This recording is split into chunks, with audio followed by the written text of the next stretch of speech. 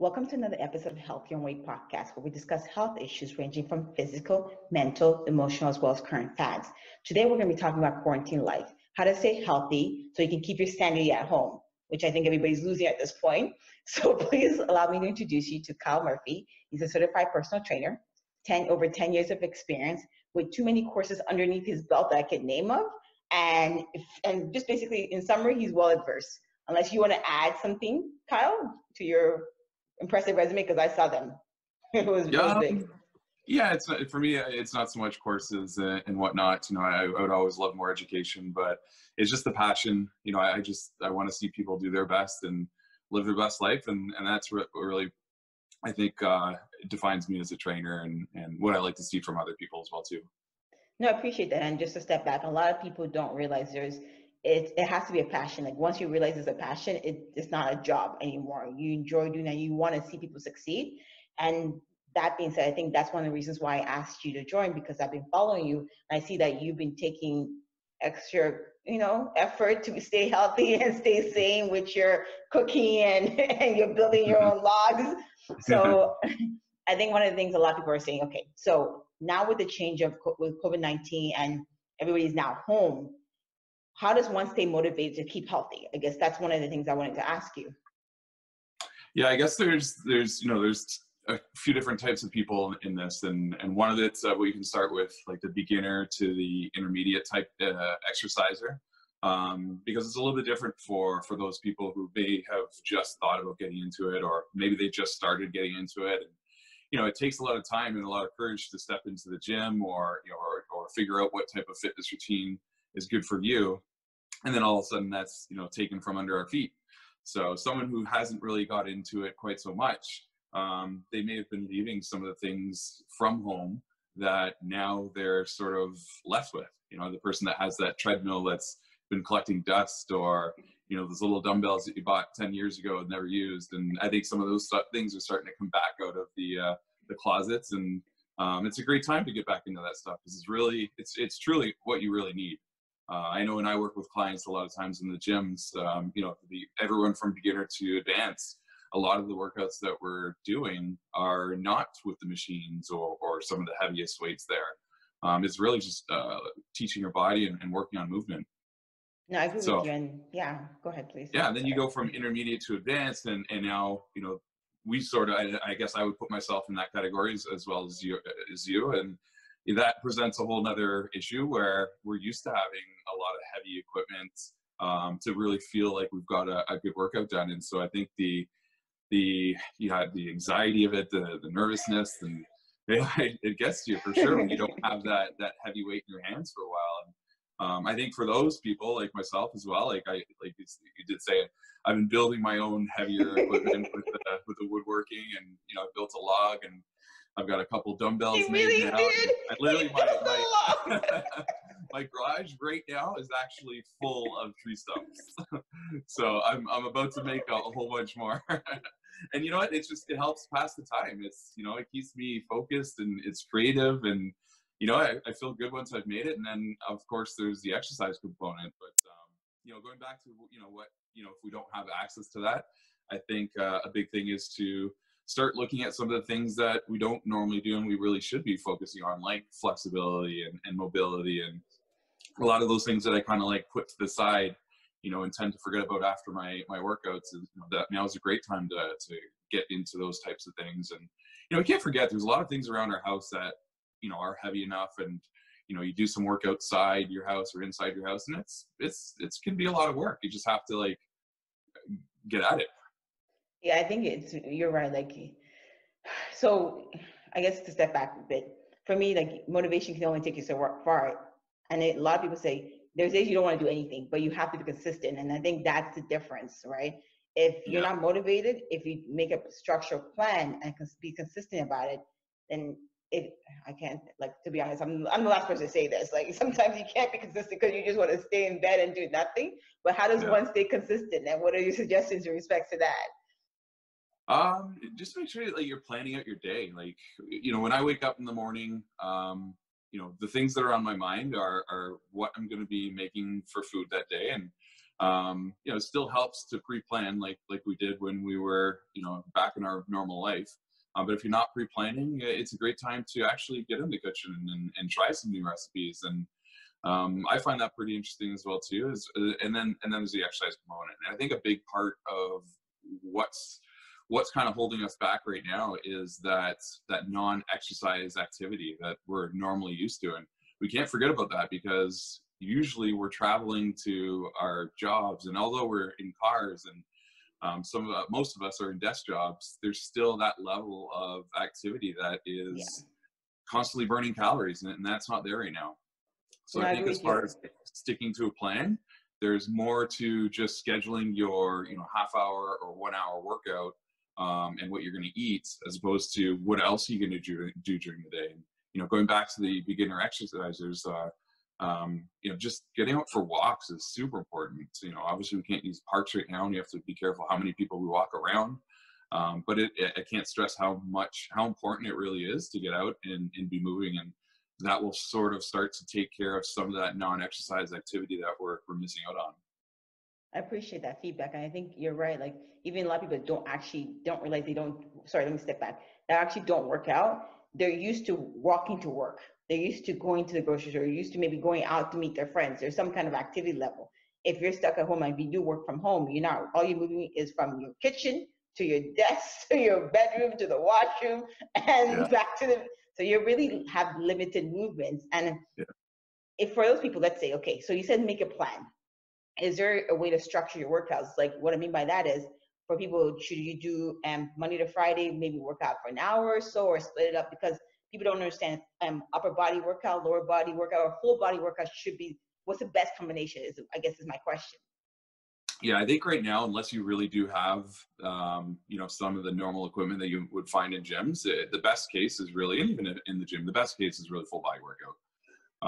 You know, and for someone who's just trying to keep up with things in the beginning, I think actually resistance training or structuring a workout that would resemble some type of resistance training, you know, perhaps, you know, 2-3 days a week would be awesome. Getting into, I would say, cardio would be an everyday thing right now. And that means everything from, you know, maybe a few days a week going for a faster paced walk, maybe walking intervals where you walk quickly for 10 minutes and then slow down for 10 minutes. And just so you can feel the change in your body temperature when you're doing that. But yeah, movement every single day is super important. And I would for sure 100% stick to the full body workouts and doing that 2-3 days a week. For myself, I try to get a full body workout probably about 5-6 days a week. And again, it's not the normal workouts that, you know, you'd see me doing in the gym. For example, with that log, you know, yesterday's workout was literally lifting it 6 repetitions for 10 sets. And, you know, I had a little bit of a warm up and a little bit of a quick cool down. Went for a quick mile jog down the street and back. And, you know, that was a great workout for me, even though it didn't seem like, you know, it's not what would have fulfilled me, you know, a couple months ago. It's really doing the job now. So, yeah, and that it just trains the whole body. So it's pretty helpful. But, you know, there's definitely some ways to train your whole body without having a log in your house either. Yes, we all heard. And then I guess for people that are, okay, so now you're mentioning full body workout, and some that I've never really worked out before or do have worked out heavy. With so much information out there, where can they seek those details and how to figure out how to exercise how to figure out how to exercise at home, and like where would they get that information? Well, there's a lot of gyms out right now that are putting free content online just to keep their members motivated. And a lot of times you don't even need to be a member to tune into some of that. There's definitely a lot of trainers out there that are doing free workouts online right now. I think it's all part of possibly transitioning to fully online. If this does go for, you know, a good duration, we'll probably see a lot more of that. But for now, I think a lot of them are just getting used to the idea of doing it online, and so you'll find a lot of free stuff out there for sure right now. I would say the other part is the education component, and you know, it's whether you're a trainer or not. I really do believe like getting something in there where you're learning, whether it's a good book. There's great courses out there that are at discounted rates right now because they want people taking courses, and to not lose any type of motivation in their personal business, or for actual clients. It's more just about understanding their own bodies. And even for myself, in my experience, the clients that have had the best results are the ones that have been more curious as to why we do certain things. And the age-old question of what diet works best for me. If you really look at some of the course content, it's easy to figure that out. And then once you know what works best for you, it's a lot easier to set those goals and get through your day, and make choices where you're making choices in a more aware state versus just guessing. So I appreciate that. Yeah, you're correct in that. I think, okay, so with those choices becomes comfort food. And we all know that I don't think anybody expected it to last this long so far. And the first week people are eating, I saw so much popcorn. I ate some popcorn. I'm sorry. I wasn't eating the burgers. I don't really, some people have pizza. I've seen Domino's cars go by so many times over the past 2 weeks. Yeah. I'm dumbfounded. But, so I guess the question really is, for a lot of people because boredom sets in, how do you stay motivated, or even how do you prevent yourself from getting used to eating a lot of comfort food? Educate me, even as a personal trainer. People like us, sometimes we struggle. Yeah, I like my comfort food as well too. It's at the end of the day, calories are the most important thing. And so if you really know what calories are coming in, and you can break that down, depending on the plan that you're following. I find some people work a lot better with portions, where they're allowed to choose 1 to 2 portions of this type of protein, 1 to 2 portions of this type of carbohydrate. And then by the end of the day, there's still room for, on an average person, say, who's taking in 2,000 calories, there's still room for about 400 calories that doesn't come from any list whatsoever. You just pick and choose and enjoy it. Right. So there's, you can create room to have the Domino's slice of pizza in there. Not the two boxes, they say. Not the two boxes. Not the 2 boxes. Someone was asking me a little while ago about, what happens when we're dieting. We get into these lower caloric restrictive diets, and eventually the body comes up with what's called a set point. And, a set point isn't necessarily terrible. What happens is the body downregulates the number of calories that it needs to perform its regular operations. And with a lower set point, that number of calories is set a little bit lower than what it would normally have been before the diet started. And part of the answer that I gave him was a set point, or whatever your metabolism, wherever it is right now, it's only a pitfall if you're underutilizing or overutilizing the calories that are coming in. So going back to those activities that are non-exercise, going for getting ready in the morning, going to work, all those things that are burning up normal calories that we're not doing right now, your metabolism is a little bit lower right now. So it goes right back to making sure that you're getting outside and using some of those calories that are coming in. Right? If I'm going to have a pizza, I'm going to be lifting that log a few times before it happens. So I get it. Like you basically say, don't deprive yourself of those comfort food, but be aware of what you're eating, calories. Be responsible about it, for sure. Yeah, the responsibility is huge. I appreciate that feedback. You're not telling people, shame on you. Like, no. No, especially not right now. It's, we can't be too concerned about, what we're looking like on a daily basis, or, if I gain 5 pounds, or, whatever your goals might be, that might be slipping a little bit. I don't think now's the time to worry too much about that.